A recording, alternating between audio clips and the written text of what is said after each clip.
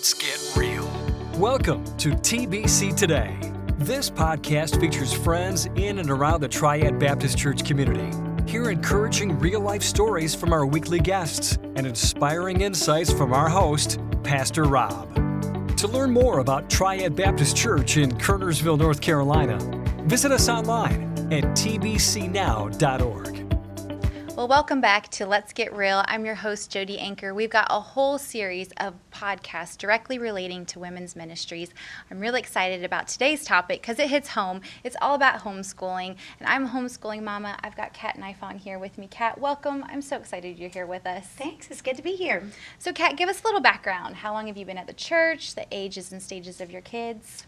Okay, so we came to the church probably in 2001. And I've been married to Daniel since 2004, and we have 4 kids. We have Addison, who is 14, Maddox, who is 12, Liliana, who is 7, and Emmy, who is 5.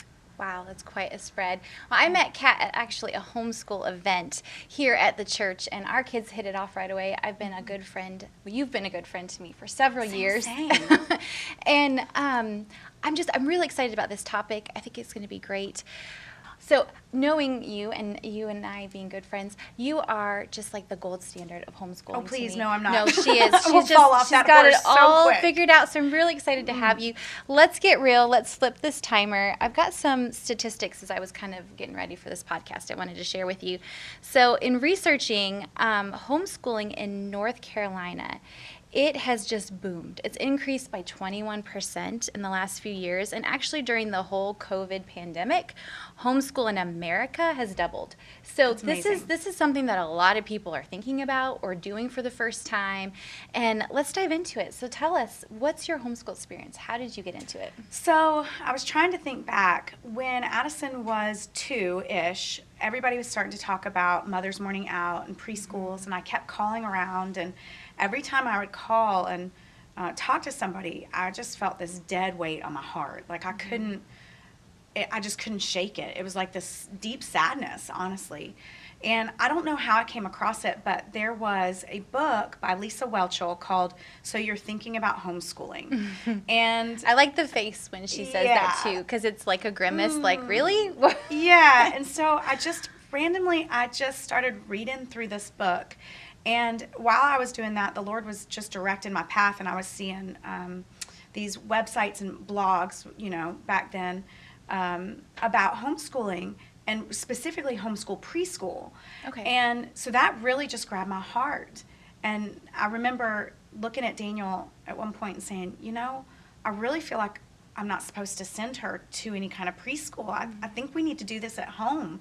And he was thinking I was crazy. Yeah, I was going to ask you. So what was his response? How did that make you feel then? If you're kind of thinking one way and he's like, whoa, what's going on? Well, I thought I was a little crazy too. So I think, and to be honest, we might be a little crazy. Yeah, I think it takes a special kind of crazy. Yeah. And I remember telling my mom and my mother-in-law, and everybody had this kind of thought of, well, you can try it. Good luck. Good luck. It's just preschool. Like, what could you possibly mess up, right?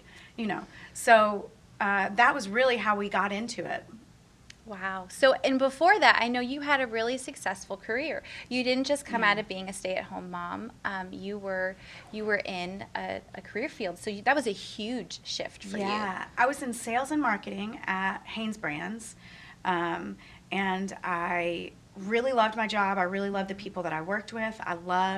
There was travel. I would travel at least once, twice a month. And when Addison came along, and the Lord said, no, you need to stay home, when I called to quit, I sobbed through the whole conversation because it really was part of who I was. Changing. And I had no idea what this looked like. And, babies at that point, what were we, 6-8 weeks old, they basically cry and poop. And Addison had colic, and it was really, really, really stressful. And I couldn't believe that I was giving up something that I loved to do for something that was so foreign. Yeah. I just didn't know.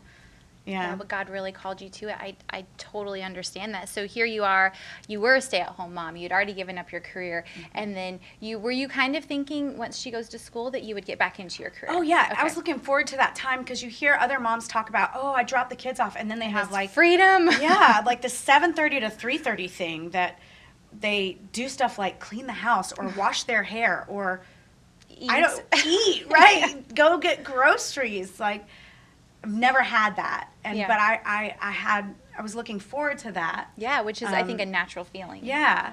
Yeah. And then came along this draw, or God laid it on your heart. Oh, yeah. I do feel that God lays it on your heart, and not to polarize homeschooling versus public school or versus private school. It's just something that I know we both felt called to, and obviously from these statistics, a lot of people are feeling called to it. So so now you've jumped into preschool. What were other people's, like your mom and Daniel's mom? So see, I know that face. I know exactly what everyone was thinking. So some of my family was verbally upset about it. Like, she's not going to learn the things she needs to know. Or they would say, well, you don't have a teaching degree, so what do you think you can do? That's a big one I've heard before. Yeah, and I don't have a teaching degree. So there was a lot of, when God calls you to do something, whether it makes sense or not, and whether I can explain it or not, I know that that's where I need to walk forward. And a lot of my family's not believers, too, so they wouldn't understand even that. It was beyond. It was so far beyond. No, I get that. A lot of people, when we decided to do it, it was like I had an arm growing out of my forehead. Right. Really, that's kind of how third you eye, felt. Yeah, right? yeah. Like, so we joke about that, but that really is a common feeling. Yeah. So you felt that, but you were still only in preschool, right? Right, So only you in felt preschool. like, I can teach them colors and numbers. I'm and okay then they would with say that. things like, but when they get to, and When it's important. the age, when the age started getting up, well, when they get to kindergarten, but okay, well, when they get to third grade, well, when they get to middle school, when they get to high school. Aren't you going to put them in school then? And I have always been, the Lord just laid it on our heart that this is what we will do. This is your path. Through it all, yes. Oh, I can see that. You've owned it. Like I said, I feel like you are the gold standard of it. She is amazing. I want to be you when I grow up. No, please. No, not at all. So I struggled. So your family wasn't super supportive at the beginning. Did it take a while? Not all of them, but some of them. How long did it take Daniel to get on board? Was it when like Addie was starting to say colors and numbers, or was it even further? I don't really know when he officially came on board, because I think it was kind of a slow fade. And now I think if you were to talk to him, I know if you were to talk to him, he would say that this is the best thing for our family. Yeah. And it's an incredible gift to our family, the family time that we have. And even through COVID, when he was brought home and he's working from home and your now. Whole family was together. All together, and it's this just joy and blessing to be together. Now, it is not always a joy and blessing, and there are many, many struggles and many days where I am Googling, like, can I send them to school for like 2 weeks just so they would know what it was like to have to get up in the morning, right? Yes. But overall, the blessing and obedience is there. Oh, I love that, the blessing and obedience, because it really is. I've said that to people before. It is something I felt called to. Right. So I felt called to, and I obeyed, and it doesn't make it easy. No. And we're still dealing with kids, and not only that, but you're a mom and now the teacher. You're wearing two different hats, and it's really hard to do that. Sometimes they'll obey the mom, but the teacher, it's a little bit harder to get that point across. So I totally get that. How do you handle the criticism? Because there's a lot out there, either from families or friends that don't understand. How do you handle it? Well, I love apologetics. I love information. I love knowledge. And so my first thought when something would come up was to research so that I could come back with a good answer, right? Yeah, because we're supposed to be prepared with a good answer, right? So that was really my first. I would be very defensive and like, wow, here are the statistics and here is what, and then I've learned to just let the way we live speak for itself.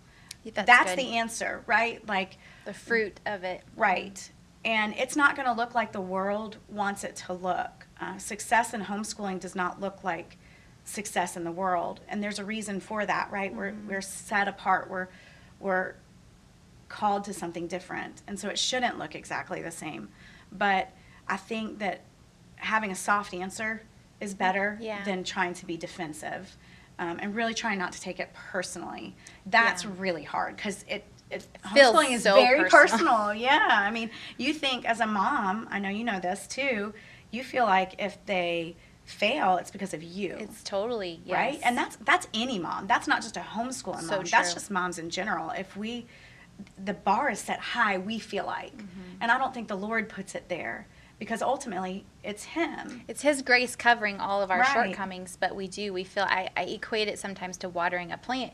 And if it's thriving, then I've done my job. But when it's wilting, oh no, I messed up. Right. I mean, it's true, but there's so many other things. It could be the soil, it could be the sunlight, it could be, a million other things. But it's always, that's what we do. We think it's all about us. It's really true. So you said, your life wouldn't necessarily mirror the world's life. So that kind of gave me the thought of, what does your homeschool room look like? Do you have desks? Do you have a blackboard? Yeah. Do you have, what are people imagining? So there's definitely progression when it comes to homeschool. I think all homeschool moms, most homeschool moms, I won't say all, start out and they're like, oh, I need desks and I need a chalkboard and I need to have the curriculum like this. And yeah, I started out that way for sure. Addie and Maddox had their own little desks and I had everything up on the board, and it was just, we tried to, right, and I had a schedule. Like that makes me laugh, right? Here's our schedule, because I wanted it to look like, I wanted it to be, what's the right word? Mirrored after. Yeah, because that's what I thought was the right thing to do, right? Yeah. I wanted it to be valid. Yes, right? it did make it feel valid. valid. And as we've come along, now we don't really have a homeschool room. We are at the kitchen island, we're at the dining room table, we're on the floor in the living room, we're outside, we're inside. I mean, there's so many different places that it happens. Which I love, because I think that fosters a better environment for learning, especially for boys. So I've got a boy, you've got a boy. Titus and Maddox are super good buds. And he would not sit at a desk and learn as well. If when he was real little, he learned how to count by counting rocks outside. Right. And that's what he loved to do. I'm like, that's fine. That well, works. and I love things like finding out the science behind why they learn what they learn. And boys, it's amazing. They are just built to thrive on consistency and being able to move. Yes, so kinetic, movement. Yes. So Maddox, for the longest time, could not. He couldn't focus if he had shoes on. Like, that sounds really random, but if you look up the science, it's actually a thing. With boys. They learn at a cooler temperature than girls do. Yes. And that's really crazy to think that affects their brain, but it does. And so for him to take his shoes off brought him down to a temperature where he could kind of be like, okay, I'm ready to learn. And this is why you're the gold standard, because you've researched that, and instead of me as a new mom and Titus takes his shoes off, dude, put your shoes on, we're in school. Yeah, sit in your what desk. Are you doing? Sit at your desk, put your shoes on. But it doesn't have to be like that. No. We are afforded the opportunity to really foster this environment of learning that I just think is beautiful. I love it. So kind of that's a great story. Are there any other funny stories that kind of give us an insight into Nifong homeschool? Well, having a kindergartner all the way up to a ninth grader is very challenging to do. And so I find that having little snippets of time works better for us than this is the time that we do. Like, you read a lot of blogs and things like that say morning time. Yes. Well, morning time doesn't work for us. Nobody is ready in the morning.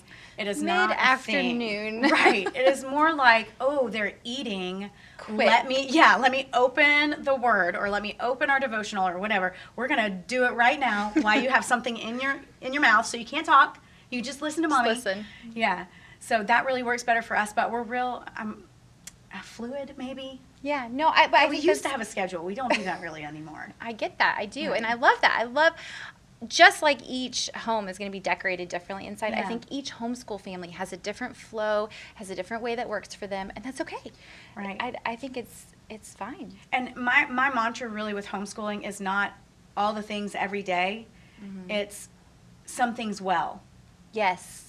We can't do all things. I know in traditional schools you'll hear most of them say they do math, reading, science, all these the things, things. and every day. But that's like 6 different teachers, maybe. Right, it could be. It could be. But I think to dive in deep on one, and it may be a whole week. I know for Maddox, that works better for him. Yeah. This week, we're going to really concentrate on papers. We're going to really concentrate on writing your papers and really look at that. Next week, we're really going to concentrate on science, and we're going to get deep into science. So for different kids, too, it works different. Yeah. But I think that's more my mantra. I love it. I think it's great. So, is there a Bible verse that you claim for your homeschool? Yes. So, you have to name your homeschool in North Carolina.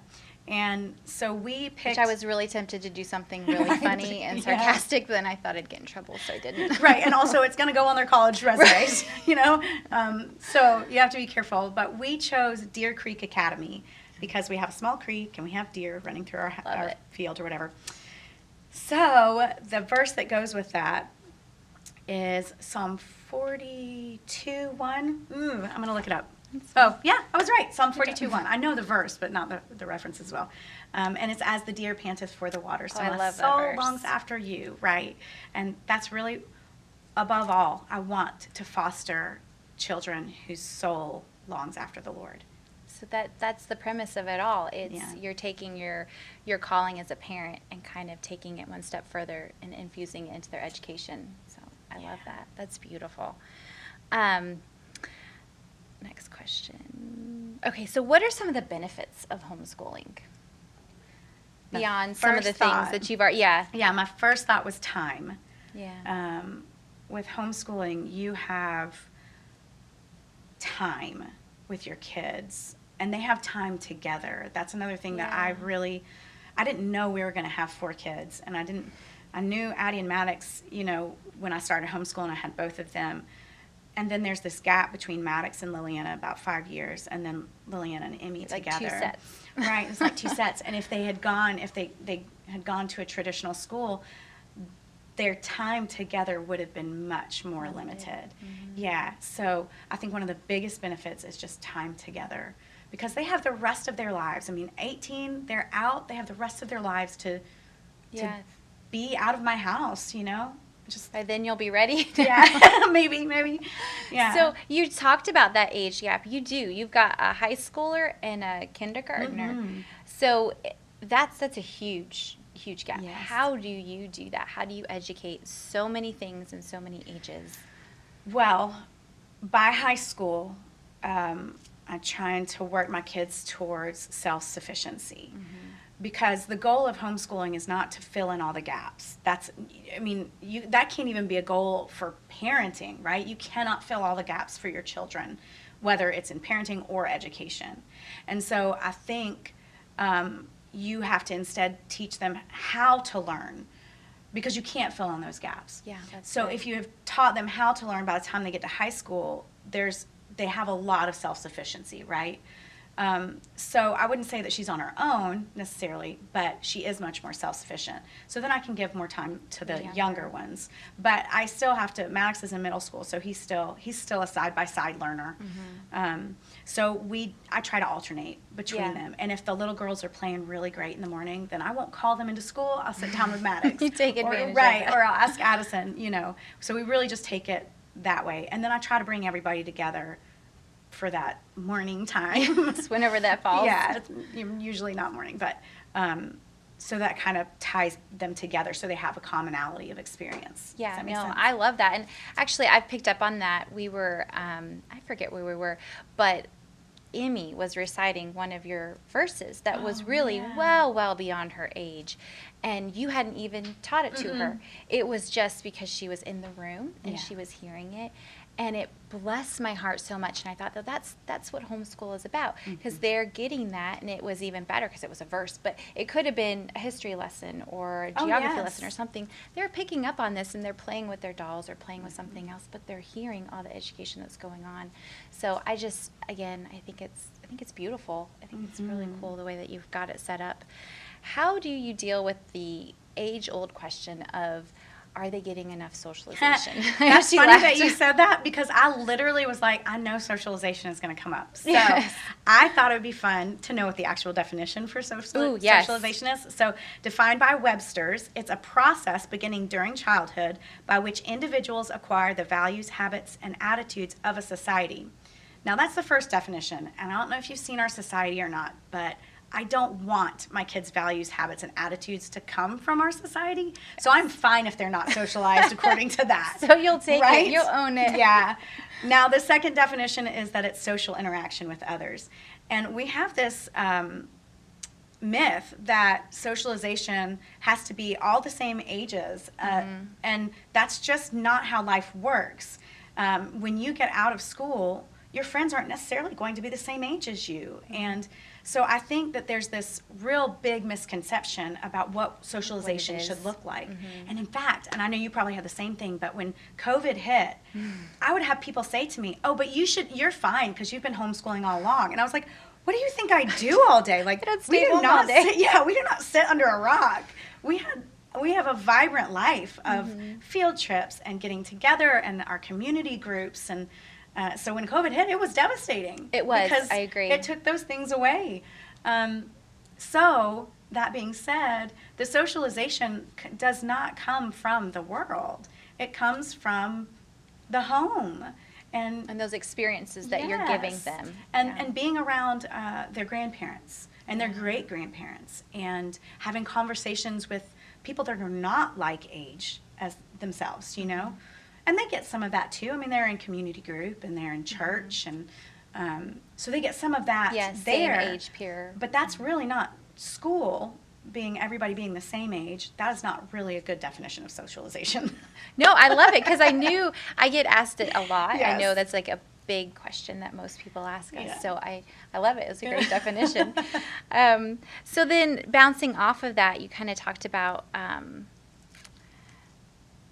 advantages of homeschooling and kind of all the different age groups. So how do you tell someone to get started? Like, what they're thinking about it? Right. So it seems so daunting. It does. My first thought was to read.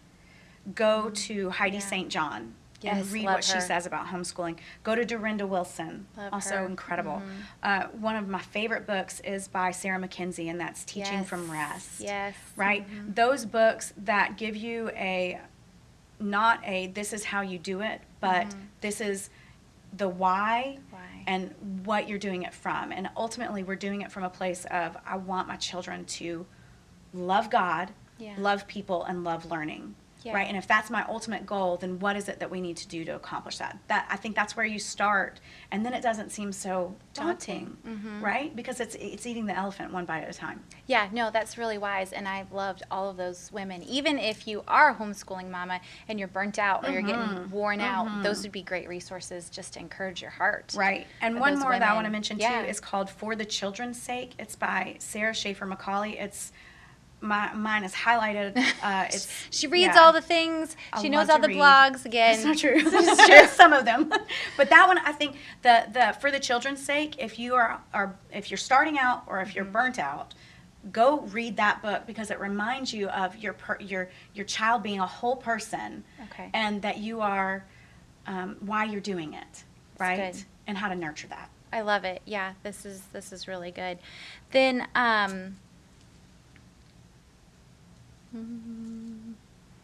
What's the next question, Kat? Oh, I know I was going to ask you. Okay, so following up with that, you mentioned you had a community group, and I know there's another word that's tossed around, co-ops. What are those? Explain those, how they work. Okay, so a co-op is in general a group of mamas that get together and they have classes, and generally in a co-op it's a drop off. You can drop your kids off and go get a coffee or whatever. I know there's several around that do classes like that, and sometimes you're called to teach one of those classes, So that's what a co-op is. I know there's several around here, like there's a ton. Walkertown Home Educators and Forsyth Home Educators, High Point Home Educators. They all have different classes like that. That's a co-op.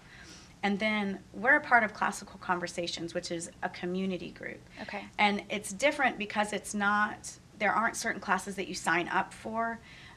you are coming to a class, yes, and your kids are coming, but it's more to help you as a mama know what to do the rest of the week. So they kind of educate your child for that day and you as the mama Right. for you to kind of fill the week. Right, and it's Okay. not a drop-off program until you Okay. get to the older years. It's come and do it together and learn together and then go from there. And I know that Classical Conversations isn't the only one that's classical like that. Yeah, there are other ones as well. So they're just Okay. two different types. Yeah, but there's a lot of support. I've lived all over, and I don't think I've ever felt more support or more things that you can Yes. do, you know, kind of going back to the socialization. I have more things I say no to than Right. at some point we actually have to be home during Right. school. Right. So this is a great area if you're interested Oh, and in that's a great time homeschooling. to plug the Triad Baptist Homeschooling Group, because we Yes. do a lot of field trips and stuff like that together. That's actually where we met. And that's where we met. That's right. And so that's a great place. Yes, so Kim Petty is in charge of that, and you can get her number from calling the church office.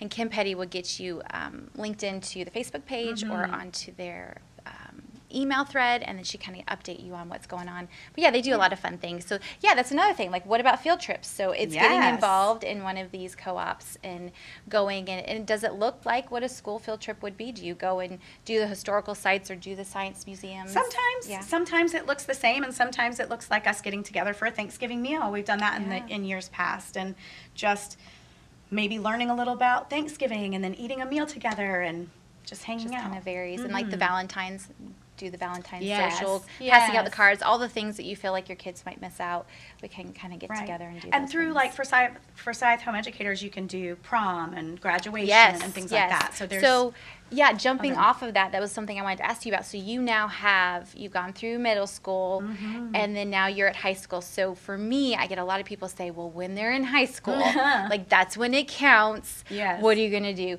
So how have you handled that? I think my biggest takeaway at this point, since we're only in 9th grade, is to talk to mamas that have been there before.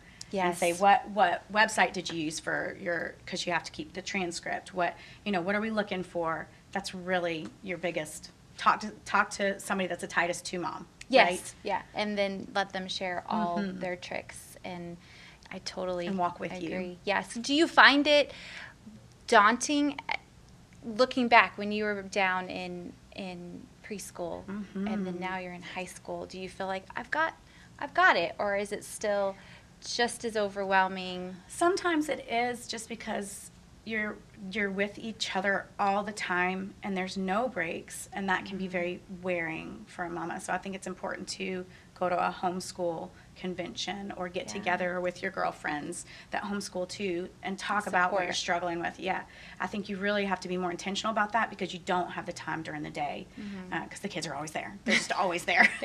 Yeah. I think there's always going to be new, overwhelming challenges, but to remember that the Lord has called you to it, and whatever He calls you to, He is faithful, and He will complete the good work, right? It's His job to complete the good work, not mine. And whenever I get stressed out or overwhelmed, it's because I'm putting all the pressure on me and the focus on me instead of on Him and what He's doing, because it's all His grace, right?